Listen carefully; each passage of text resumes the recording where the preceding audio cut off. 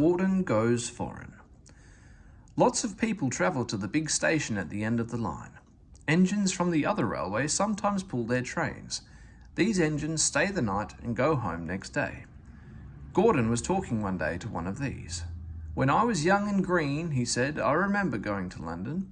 Do you know the place? The station's called King's Cross." "King's Cross?" snorted the engine. "London's Euston. Everybody knows that." "Rubbish," said Duck. "London's Paddington. I know. I worked there." They argued till they went to sleep. They argued when they woke up. They were still arguing when the other engine went away. "Stupid thing," said Gordon crossly. "I've no patience." "Stupid yourself," said Duck. "London's Paddington. Paddington, do you hear?" "Stop arguing," James broke in. "You make me tired. You're both agreed about something anyway." "What's that?"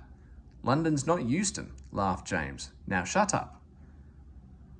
Gordon rolled away, still grumbling.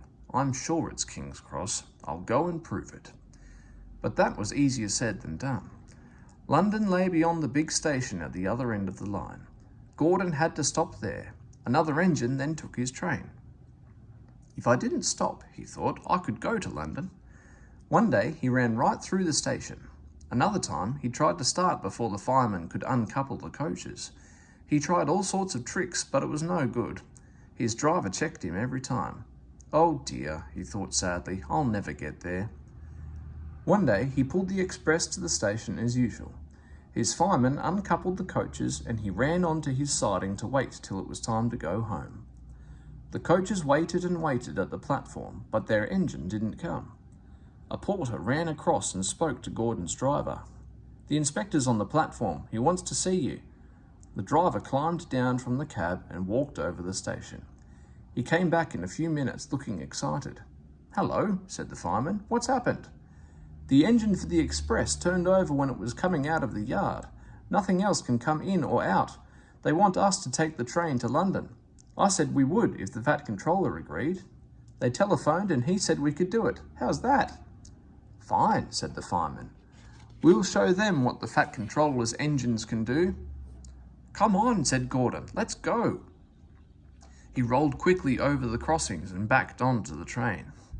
It was only a few minutes before the guard blew his whistle, but Gordon thought it was ages.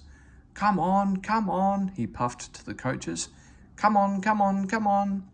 "We're going to town, we're going to town," sang the coaches slowly at first, then faster and faster. Gordon found that London was a long way away.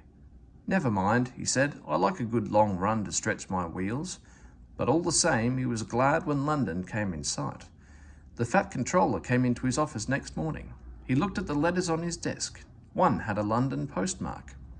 "I wonder how Gordon's getting on," he said. The station master knocked and came in. He looked excited. "Excuse me, sir, have you seen the news?" "Not yet. Why?" "Just look at this, sir." The Fat Controller took the newspaper. "Good gracious me," he said. "There's Gordon. Headlines too.